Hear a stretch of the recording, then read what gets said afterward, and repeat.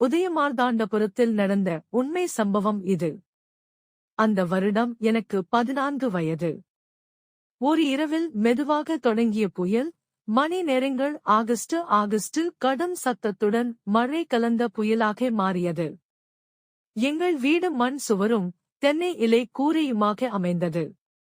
அதிவேகமான காற்றையும் மழையையும் தாங்க முடியாமல் சுவர்கள் இடிந்து விழுந்தன. வீடே மழை நீரில் மூழ்கியது. பக்கத்திலிருந்த தென்னை மரங்கள் அடியோடு பாய்ந்து விழுந்தன. ஓட ஒளிய இடமில்லாமல் நாம் அச்சத்தில் தத்தளித்தோம். அதிர்ஷ்டவசமாக அப்பா, அம்மா, தம்பி, தங்கை அனைவரும் சேர்ந்து ஊரில் உள்ள ஒரே பெரிய மளிகை கடையில் தஞ்சம் அடைந்தோம். அந்த இரவு உயிர் பிழைத்தோம்.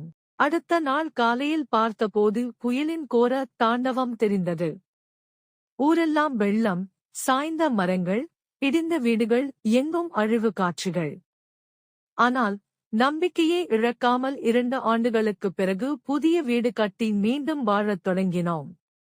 இது எங்கள் குடும்பம் மறக்க முடியாத அனுபவம்.